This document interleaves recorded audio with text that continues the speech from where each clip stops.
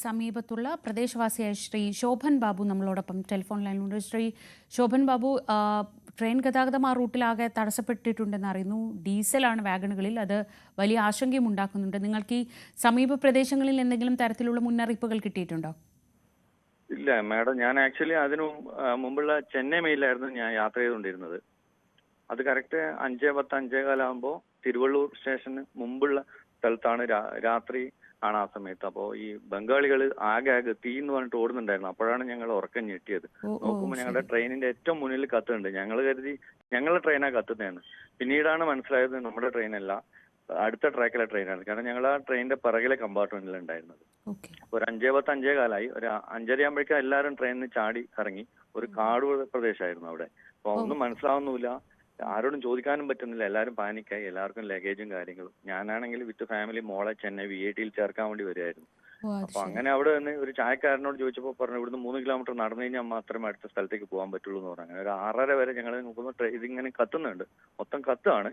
എന്താണെന്ന് മനസ്സിലാവുന്നില്ല, ഇങ്ങോട്ട് വരുന്നില്ല, കത്തിക്കൊണ്ടിരിക്കുകയാണ്. അവസാനം ഞങ്ങൾ ഒരു നടന്നുകൊണ്ട് വഴിയേ ഉള്ളൂ. അതിലൂടെ എല്ലാവരും ലഗേജൊക്കെ മൊത്തം പാനിക്കായിരുന്നു. എല്ലാവരും തലയിലൊക്കെ വെച്ചിട്ട് മൊത്തം എൻ്റെ ഒരാളും നടന്നു പോകാൻ തുടങ്ങി. ഒരു 1.5 കിലോമീറ്റർ പോകുമ്പോഴേക്കും ഇതിങ്ങനെ ഒരു 6 ബോഗി ഇങ്ങനെ കത്തുന്ന ഞങ്ങൾ അടുത്ത് വെച്ച് കണ്ടു. അപ്പൊ അവിടെ ഫയർ സർവീസ് ഒക്കെ ഉണ്ട്. പക്ഷെ നമ്മുടെ നാട്ടിലെ എന്താ പറയുക, അത്ര ഇതില്ല, ആൾക്കാരൊക്കെ എത്തിക്കൊണ്ടിരിക്കുകയാണ്. പിന്നെ ഞങ്ങൾ സ്ഥലത്തെത്തുന്നതുകൊണ്ട് അവിടെ നിന്ന് നടന്ന് ഒരു ഓട്ടോ കിട്ടി. ഒരു ബസ് സ്റ്റാൻഡിൽ, ഒരു തിരുവള്ളൂർ ബസ് സ്റ്റാൻഡിൽ വന്നു. അവിടുന്ന് ചെന്നൈക്കുള്ള ബസ്സിൽ കയറി പൊരൂർ എന്ന് പറഞ്ഞ സ്ഥലത്ത് ഇപ്പോൾ ഇറങ്ങിയിരിക്കുകയാണ്. കൂട്ടത്തിൽ പരിചയപ്പെട്ട ഒരു രാഘവട്ടനുണ്ട്. അദ്ദേഹം പറഞ്ഞ എൻ്റെ ഫ്ലാറ്റിൽ വന്ന് റിഫ്രഷ് ചെയ്ത് പോകാന്ന് പറഞ്ഞിട്ട് അങ്ങനെയാണുള്ളത്. എല്ലാവരും പാനിക്ക്, എല്ലാവരും ചെതറിപ്പോയി അവിടുന്ന് ഓട്ടോ തീ കണ്ടിട്ട്. ഇനിയിപ്പോ യാത്ര തുടരണമെങ്കിൽ ഇല്ല, സാധ്യതയില്ല. എനിക്ക് തോന്നുന്നു മൊത്തം ലൈനൊക്കെ കത്തായിരുന്നു. ഞാൻ അടുത്തുനിന്ന് കണ്ടായിരുന്നു, ലൈനൊക്കെ മൊത്തം കത്തിയിട്ടുണ്ട്. അതായത് ഇലക്ട്രിക് ലൈൻ. ഈ ഡീസലിന്റെ ആയതുകൊണ്ട് ആ സമയത്ത് ഫയർഫോഴ്സിന്റെ ഉണ്ട് അടിക്കേണ്ട. പക്ഷെ ഡീസലായിരുന്നു ഒരു 6 ബോഗി കത്തിയിരുന്നു ഞാൻ കണ്ടിട്ടുണ്ടായിരുന്നു. പിന്നീട് അത് അങ്ങനെ ബോഗി നിരന്ന് കിടക്കുകയാണ്. അപ്പോൾ അത് പിറകിലോട്ട് ഇങ്ങനെ തീ പിടിച്ചുകൊണ്ടിരിക്കുകയാണ്. എന്താ സംഭവിക്കാന്ന് അറിയില്ല. ഫയർഫോഴ്സ് കൂടുതൽ വന്നുകൊണ്ടിരിക്കുകയാണ്. അതുപോലെ ആൾക്കാരും ഇങ്ങനെ ഈ ഫോട്ടോ പകർത്താനൊക്കെ ദൂരത്തുനിന്ന് നിൽക്കുകയാണ്. പോലീസും എല്ലാം എത്തിയിട്ടുണ്ട് അവിടെ. ഈ ഏരിയ എങ്ങനെയാണ്? ഒരു ആളൊക്കെ ഉള്ള ഭാഗമാണോ? ആളുണ്ട്, വീടുണ്ട്. പക്ഷെങ്കിൽ ഈ ഞങ്ങളെ ട്രെയിൻ നിർത്തി ഓടിക്കൊന്നും വീടില്ല. ഒരു ട്രെയിനിന്റെ ഫുൾ ലെങ്ത് ആകുമ്പോൾ ഞങ്ങൾ ഏറ്റവും പറയില്ല, അവിടെ ഒന്നും വീടില്ല.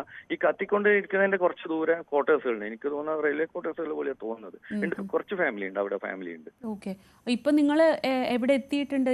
ഞാൻ തിരുവള്ളൂരിൽ നിന്ന് ഞങ്ങൾ ഒരു 1.5 കിലോമീറ്റർ നടന്നു വന്നു. പിന്നീട് ഒരു ഓട്ടോ കിട്ടിയിട്ട് തിരുവള്ളൂർ ബസ് സ്റ്റാൻഡിലെത്തി. അവിടുന്ന് ബസ് കയറിയിട്ട് പൊരൂർ എന്ന് പറഞ്ഞിട്ട് എനിക്ക് നൈറ്റ് ഏരിയ ആണെന്ന് തോന്നുന്നു. അപ്പൊ അവിടെ ഇറങ്ങി. എല്ലാവരും അങ്ങനെ ദയനീയ സ്ഥിതിയിൽ പരിചയപ്പെട്ടു. കാരണം ആരും അറിയുന്നില്ല. ഓട്ടം കരച്ചിലും വിളിച്ചിലും ഒക്കെ ആയിരുന്നു. എല്ലാവർക്കും ഇഷ്ടം പോലെ ലഗേജ് ഉണ്ട്. ലഗേജ് എടുത്ത് നടക്കാൻ പറ്റുന്നില്ല, വേറെ ഓപ്ഷൻ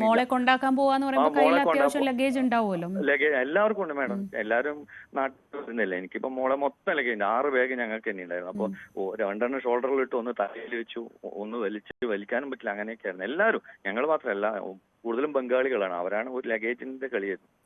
എല്ലാവരും ഉണ്ട്.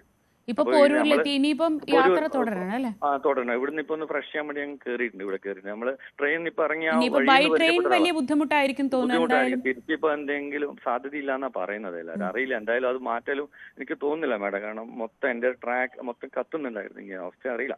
കാണുമ്പോ പെട്ടെന്ന് ശരിയാനുള്ള യാതൊരു സാധ്യതയും കാണുന്നില്ല. എന്തായാലും മറ്റ് എന്താ മനുഷ്യന് സംഭവിച്ചില്ല, ആശ്വാസകരം. ഇങ്ങനെ ഒരു അപകടത്തിൽ എന്തും സംഭവിക്കാവുന്നതാണല്ലോ. തീർച്ചയായിട്ടും ഡീസലും കൂടിയല്ല മാഡം. അതുകൊണ്ട് എല്ലാവരും ഭയങ്കര പാനിക്കായിട്ടാണ് ഉള്ളത്. ഭാഗ്യത്തിനൊന്നും സംഭവിച്ചിട്ടില്ല. എന്തായാലും സമാധാനമായിട്ട് യാത്ര തുടരൂ. ഇപ്പൊ നമ്മൾ ഈ ദൃശ്യങ്ങൾ കാണുന്നത് ശ്രീ ശോഭൻ ബാബുവിനെയും കുടുംബത്തെയാണ്. അവർ ഈ ട്രെയിനിന് തൊട്ട് പിറകിലുള്ള ട്രെയിനിൽ ചെന്നൈയിലേക്ക് പോവുകയായിരുന്നു. പിന്നീട് ഈ തീ പിടിച്ച സാഹചര്യത്തിൽ ഒരു കാര്യം കൂടി, ഇപ്പൊ ഇങ്ങനെ ഒരു അപകടം ഉണ്ടായ ആ സമയത്ത് റെയിൽവേയുടെ ഭാഗത്തുനിന്നോ അല്ലെങ്കിൽ ജീവനക്കാരുടെ ഭാഗത്തുനിന്നോ നമുക്ക് ഒരു ഇൻഫർമേഷനും ഉണ്ടായിരുന്നില്ല അല്ലേ? നമുക്ക് കിട്ടിയില്ല. നമ്മൾ പിറകിലെ കമ്പാർട്ട്മെന്റിൽ ഒന്നും കിട്ടിയില്ല മാഡം. എന്നുവെച്ചാൽ മുന്നിലവരെ ഇങ്ങനെ ചാടി എല്ലാവരും ചാടുമായിരുന്നു ഒരു പേടിച്ചിട്ട്. അപ്പൊ ഞങ്ങൾ കുറച്ച് പാനിക്കാതെ നിന്നു. ആകെ എന്നിട്ട് ബംഗാളികളും എല്ലാവരും ലഗേജ് ഒരുപാടുണ്ട്, ചാടാൻ പറ്റുന്നില്ല. അപ്പൊ നമ്മൾ പറഞ്ഞു ഇല്ല, മുന്നിലെ തീ പേടിക്കേണ്ടെന്ന് പറഞ്ഞിട്ട് ഞങ്ങൾ പരസ്പരം പറഞ്ഞ് അങ്ങനെയാണ് ഇറങ്ങുന്നത്. ശരി, തിരുവള്ളൂരിൽ വെച്ചാണ് ഈ സംഭവം ഉണ്ടായിട്ടുള്ളത്. സ്ഥലം തന്നെ അറിയുന്നത്. ചായ വിൽക്കുന്ന ഒരു തമിഴ് നാട്ടുകാരനുണ്ട്, ചായ കൊണ്ടുവന്ന് രാവിലെ 5 മണിയാകുമ്പോൾ.